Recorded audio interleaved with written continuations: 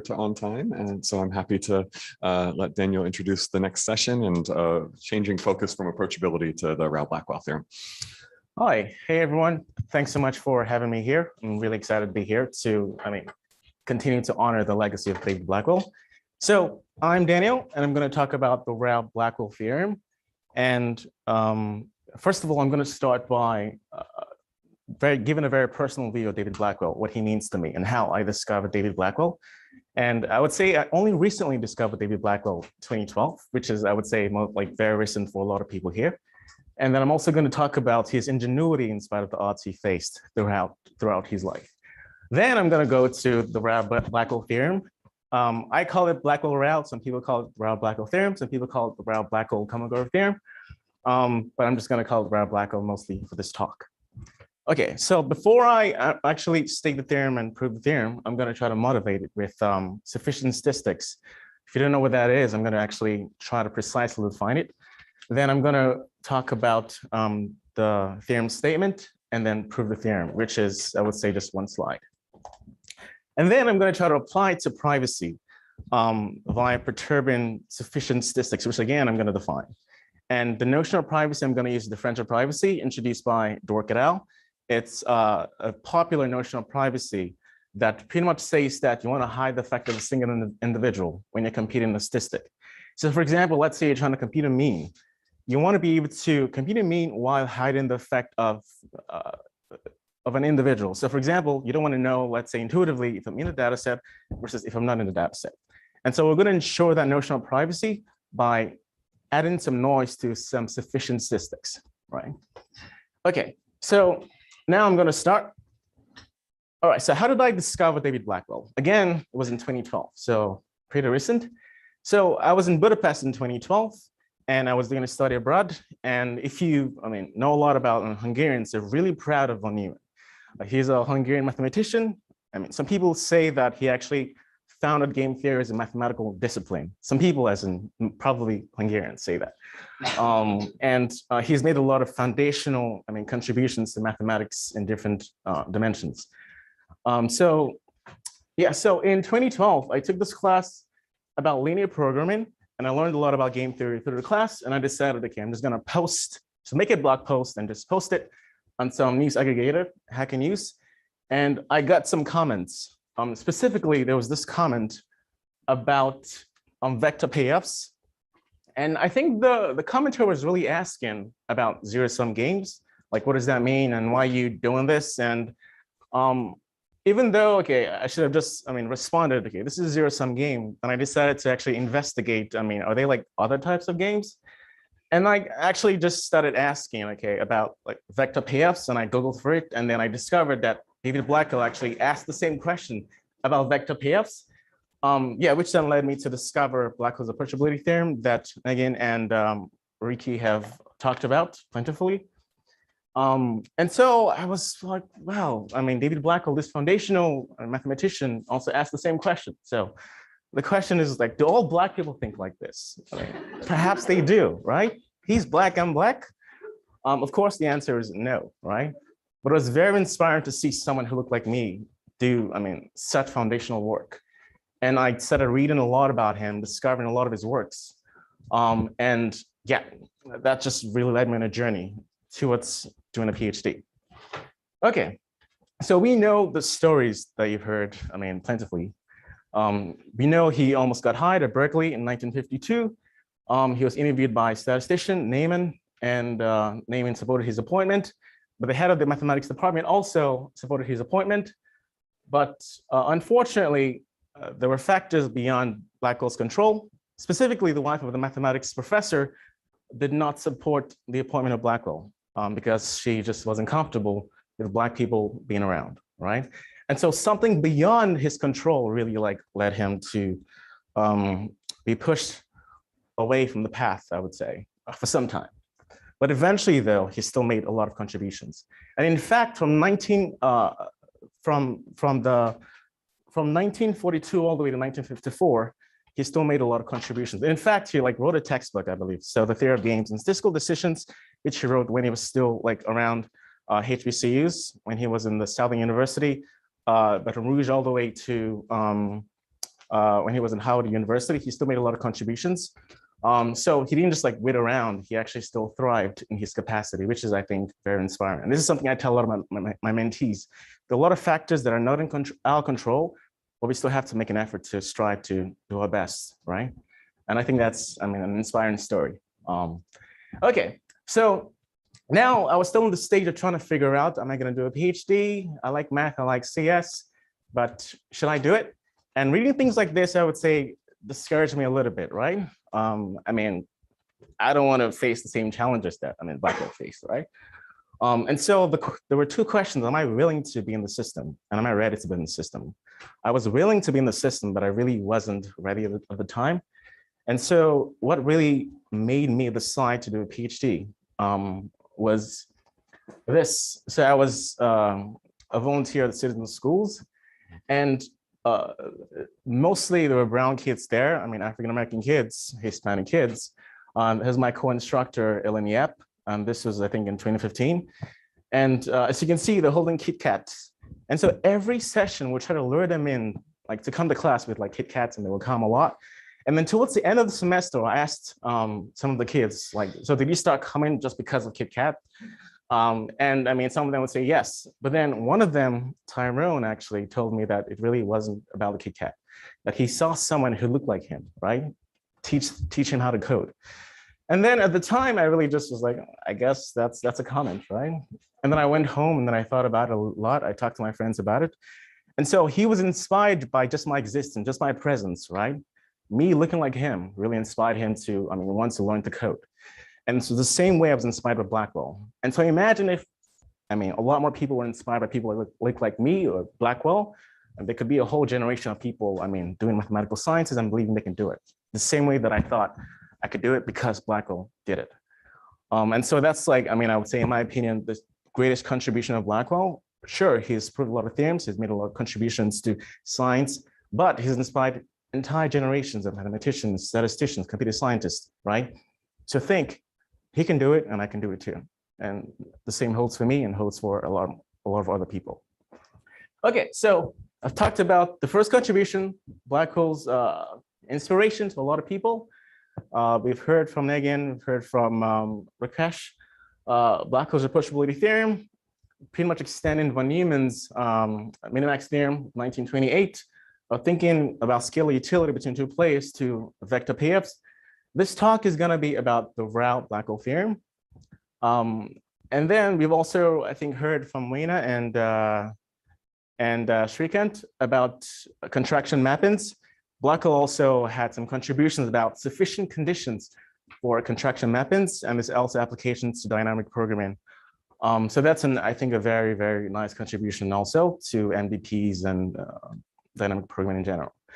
And also, there's several quotes about the way David Blackwell was really about understanding things and less about just publishing for fame of publishing's sake.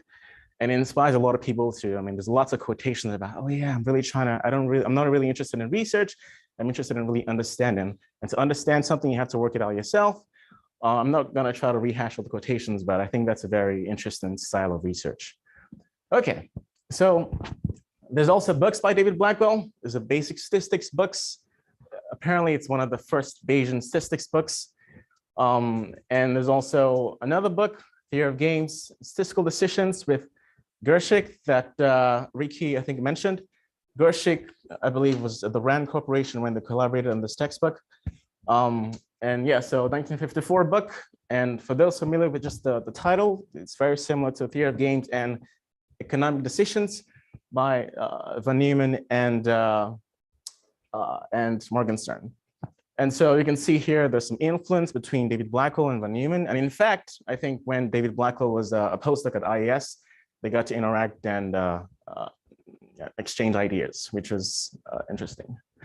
Okay, so yeah, so David Blackwell is an inspiration, wrote books, published papers, made contributions. And now I'm gonna try to switch gears a little bit to talk about the Rao-Blackwell theorem. Before I proceed, any questions about what I talked about? Okay, so the Rao-Blackwell theorem, I'm gonna try to motivate it first of all, and then I'm gonna state it. So in words, I would say it's really about getting better estimators by using sufficient statistics. I'm going to define what sufficient statistics are, first of all. Okay, so suppose you have a distribution, so d theta. So the distribution d theta is parameterized by theta. So this could be, let's say, a normal distribution or a Bernoulli distribution. And suppose you have samples from the distribution. Now we say T of X is a sufficient statistic if the conditional distribution of X given T of X does not depend on theta. This is the technical definition. I'm also going to give a characterization of a sufficient statistic, and I'm going to give some examples of what this is, right? And so intuitively, we're saying that if we have a sample and we compute a function on the sample, then the function T would be a sufficient statistic.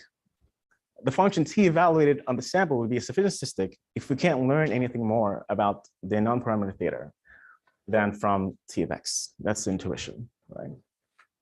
So for example, you can look at this sample right here, 1, 2, 3, 4, 100, 100, 100. I clearly just made this up.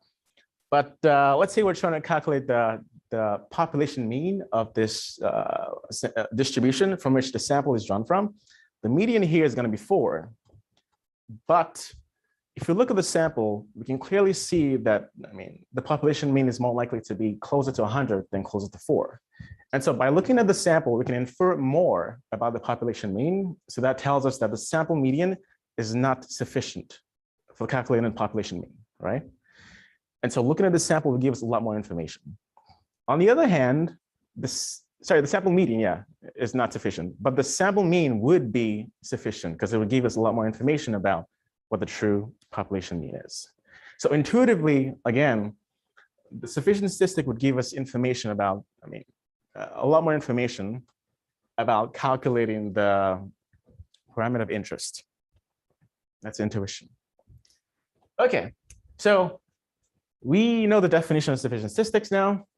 And now we're going to show via the Blackwell-Rao theorem, the Rao-Blackwell theorem, that we can rely on sufficient statistics to get smaller MSE. MSE is going to be our notion of error, right? Okay, so how do we know if a statistic is sufficient? There is a feature name and factorization that says that T is sufficient if and only if there exists non-negative functions, G and H, such that we can factorize the PDF. So f of x is the PDF in this following way, right? So you could start it a little bit, but yeah, this characterizes if something is a sufficient statistic or not. I'm going to give an example now. So suppose we have some sample, right, drawn from a Bernoulli distribution. With probability p, it's 1. With probability 1 minus p, it's 0. Now, the joint PDF is given by that over there. And so assuming independence, we can actually write out the PDF and collect terms. And we get that we can factorize the PDF as the following. So p raised to the power t of x, and then 1 minus p raised to the power of n minus t of x. So t of x here is a sufficient statistic because we can factorize in the following way. And in fact, we can say, okay, h of x is equal to the identity function, and g is equal to this expression over here. And the key here is to notice that g actually, let me go back to the last slide, g here only depends on x through t of x, right? And we can see here that is true. It only depends on x through t of x. And so because of that, t is a sufficient statistic. And so in fact, this actually characterizes when something is a sufficient statistic or not. Okay, so we know what sufficient statistics are. We know how to characterize sufficient statistics via efficient naming. And now let's talk about actually reducing our notion of error, the mean squared error. Okay, so here's the definition. Let theta be some estimator we're trying to, some unknown parameter, right? And let theta hat be some estimate of that unknown parameter theta. Now, our notion of error is going to be just pretty much how far this theta hat is from theta. And this is the definition of MSE, and we could break it into a biased term and a variance term. So obviously, if this is an unbiased estimator, then we just need to reduce the variance, which will lead to reducing the MSE. But in general, we can't expect all estimators theta hat to be unbiased. And so we could break down the notion of error into a biased term and a variance term. Okay, so the story eventually is that we're going to use sufficient statistics to get new estimators that will reduce the mean squared error. That is going to be the main takeaway, I would say. Okay, so now I'm going to pose a question for the audience to make sure they're with me. So suppose we have a sample, n-sized sample, and it's from a Bernoulli distribution. Probability P is a 1, with probability 1 minus P, it's a 0. And so we define two estimators. One is like a sample average, and the second is a weird estimator. It's x15, which is 1 over 5 times the first sample, and then plus 4 times the second sample. So this might be super obvious to a lot of people, but which one is better? Sorry? First one. First one. First one, perfect. Why is that? That's variance. Sorry? Smaller variance. Exactly, it's a smaller variance. Thank you. So if you're looking at the expected value, they're both the same. They have the same expected value. You can use linearity of expectation to prove that. But if you look at the variance, as you said, it's significantly different. In fact, the first one has variance that goes to 0 as n increases. So as you get a larger sample size, it goes to 0. For the second one, that doesn't happen. So in fact, we see the following relation. The variance of the first one goes to 0 way faster than the variance of the second one. And so in general, we'd probably prefer estimators like this, right? X bar. So yes, so the story here is that X bar, the maximum likelihood estimate, is a better estimator than X15. And then you could ask, is this general, right? Is this general? Is the maximum likelihood estimate always going to give us, let's say, better MSE than other estimators? Anyone want to help me out?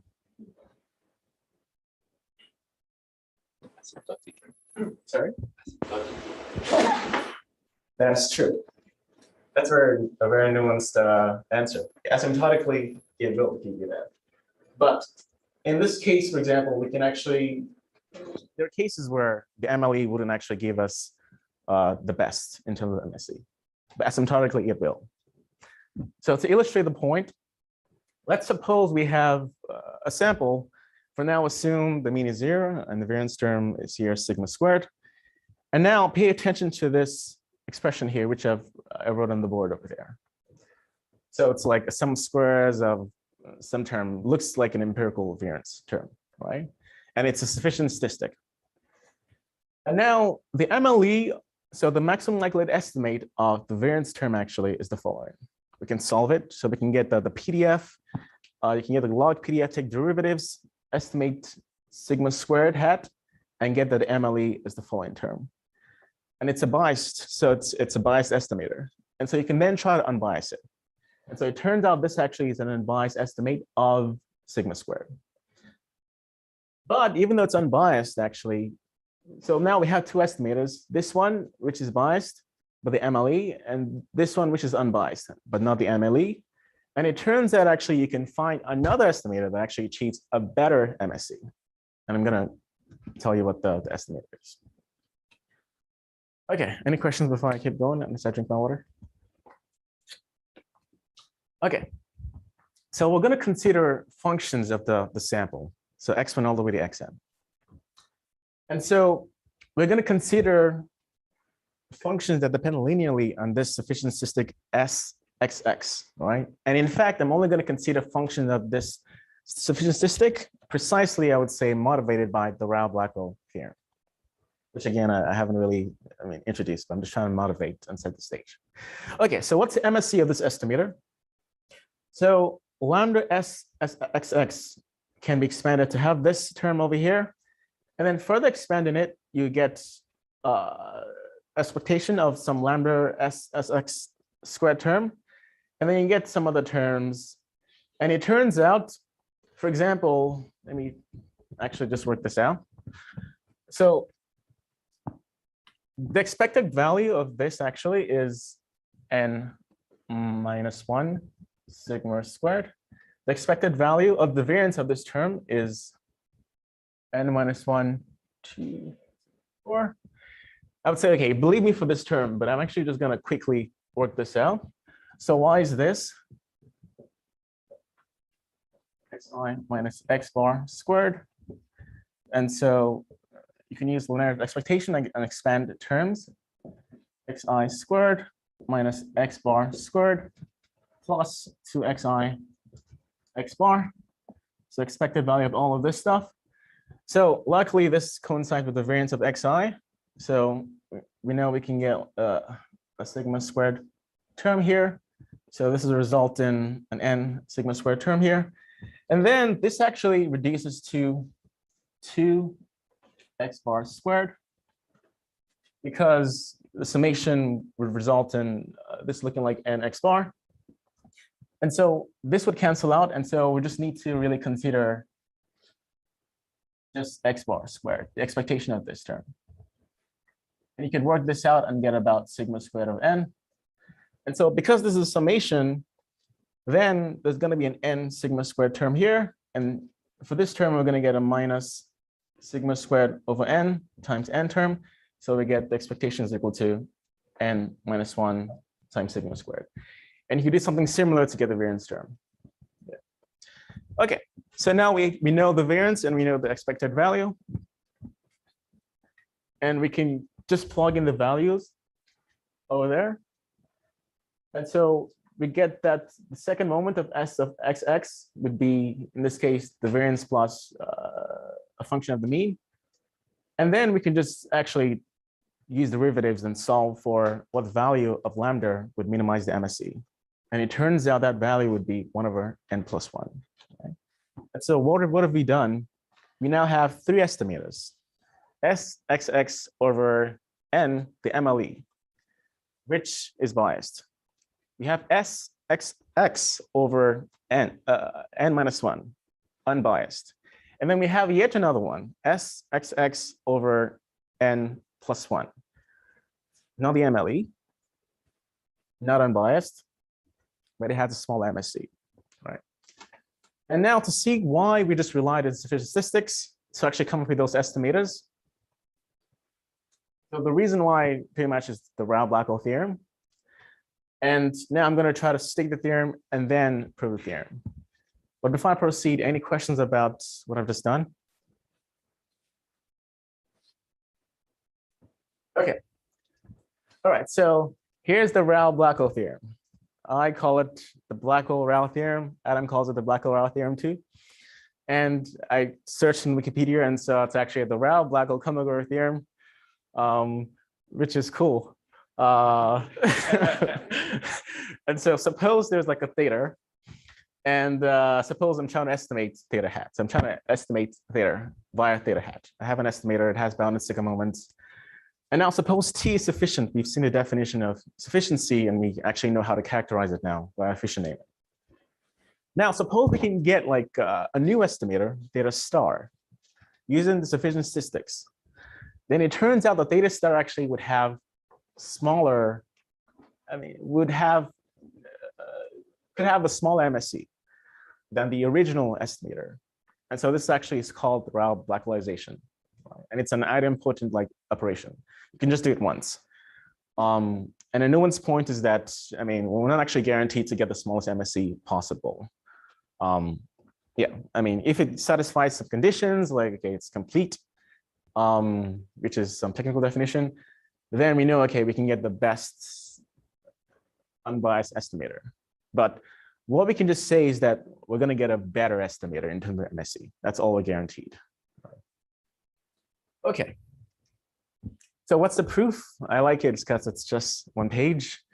So we have the definition, theta star, you plug it in, we get an expectation of theta hat given T, the sufficient statistic.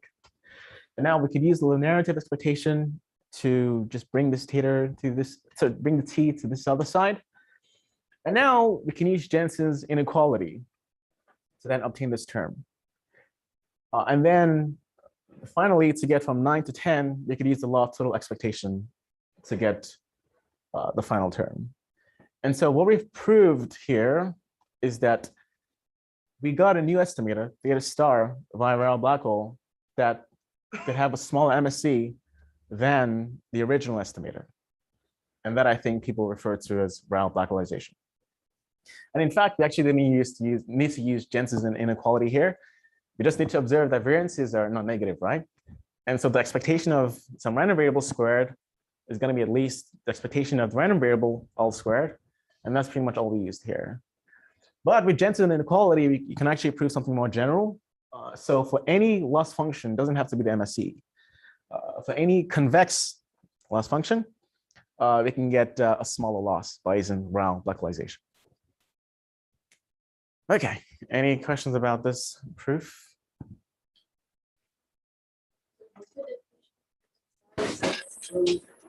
Theta star. Thank you.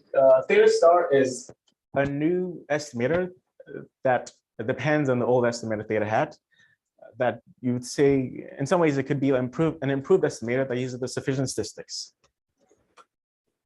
But precisely mathematically, it's yeah. So given a sufficient statistic t of x, then you just get a new average based on the old statistic theta hat. Wait, where did you use the sufficient statistic in the proof? In the fact that I see. Right. I mean, I would say it's because of the law here of total expectation, the conditioning right here.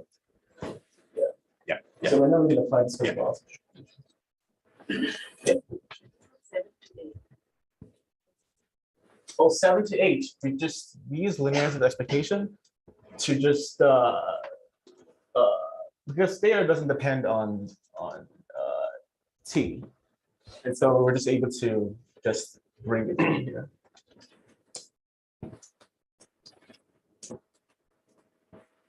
Yeah, that's the question.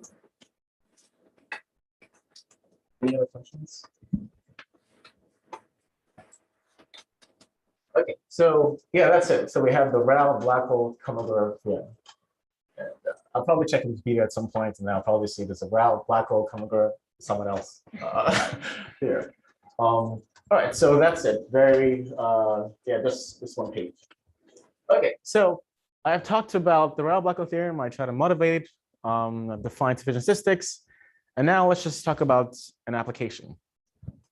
Okay, so there's this notion of privacy, the French of privacy. I would say it's quite popular now. And it's a way to ensure the privacy of individuals in a data set. And so the point is, if I'm the data set versus if I'm not in the data set, you want the adversary not to be able to tell that intuitively. And so there's a definition and there are mechanisms to ensure it. And so the way mechanism, this has nothing to do with mechanism design, by the way. This is an algorithm to ensure it. So the way people ensure the French of privacy is to, for example, add some calibrated noise to some statistic, like the mean, for example, or the sum. And it turns out you can add some noise to S of XX over there to ensure differential privacy. And I'm likely not going to have time to go over the specific application, but I'm just going to give you just a very small snippet of the application. So we have a paper showing that for very small data sets, for more homogeneous data sets, so let's say small variance data sets, you would have to use robust methods. For example, median type methods, like Tilston or Listrom squares, to actually get small MSE. But as n increases, so as the variance increases, or the sample size increases, Rao Blackwell kicks in. You just can't avoid it. You have to rely on estimators that use the sufficient statistics, right? And so consider this simple linear regression setting. So we have y, a dependent variable. We have x, let's say a design matrix. And you can see this familiar term over here, the sum of squares, right, that we wrote over there. This is a sufficient statistic. And now with differential privacy, you're going to add noise to entries in this matrix here. And for now, assume we're not trying to protect how many individuals are in the data set. Assume we can just have to add noise over here, right? And we know how to calibrate the noise so we can add noise to this entry. And so intuitively, you can see that if n is small, then we can add some noise that does not depend on n that could potentially obfuscate this term, right? But as n becomes larger, this term will become larger. And so the noise we're going to add isn't going to really change the sufficiency statistic, right? And so we can see here that as the data set size increases, right? Or as this term S of XX increases, or it gets really large, we're not going to add that much noise. And so we can rely on perturbed sufficiency statistics to ensure privacy in the limit and to get accurate estimates of the slope and the intercept. Yeah, so that's exactly what I just said. But in the case where the data set size is small, when n is small, you're going to have to rely on robust estimators, like median type estimators. You can think of that. But as n gets larger, and Rao-Blackwell kicks in, you got to use sufficiency statistics to get better estimators. That's the story. Okay, so anyways, just to conclude, clearly I've been very inspired by David Blackwell. I am here really by his inspiration throughout. He's inspired not just me, but a lot of people. I'm done with the PhD and will probably stick around in academia because I've been inspired by him and a lot of other people. And so, yes, this is, I think, maybe a neat message, but we definitely need more Blackwells to inspire more people like me. And yeah, so this concludes my talk, and I'm very happy, very honored to have been here to say more about how Blackwell personally affected me. And here are just some references, and thank you for your attention.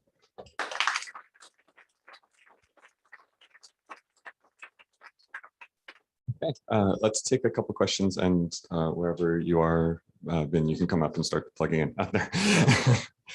So yeah, question. So sorry, I may have missed this, but you said SXX upon n+1 is a Rao-Blackwell estimator. I didn't see that. Oh, so the Rao-Blackwell theorem just says you can use a sufficiency statistic to improve an estimator, but it doesn't necessarily say that you should use a specific estimator. Yes, I didn't make any statements about that being the best or not being the best. But is it a Rao-Blackwell estimator as derived from some other? Oh yeah, one? exactly. Yes, it is. As derived from which one? So, for example, you can say, okay, remember the X15 estimator I had? It had access to the entire sample, but just used the first and the fourth sample, first and the fifth, right? So to Rao-Blackwellize that, you can just use more of the sample, right? The sufficiency statistic, and in fact, S of X to improve that previous estimator. And so we can say that, S of X is a Rao-Blackwellization, right? Because it uses more of the sample. And in fact, uses the sufficiency statistic S of XX. Yeah, if that makes sense. Let's talk about it. Yeah, let's talk more. Yeah. But I didn't make any claims about that being actually the best ever. Again, there are conditions like completeness that ensure you can get the best unbiased estimate, by best in terms of MSE. But I didn't make any claims about that. But let's talk more finally.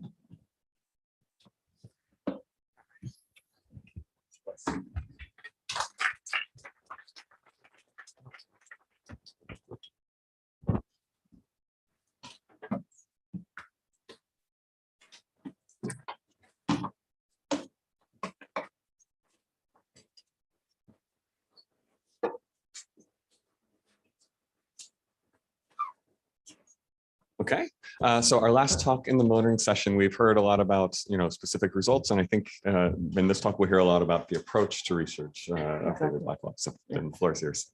Thank you for inviting me. I think it is. It's really an honor.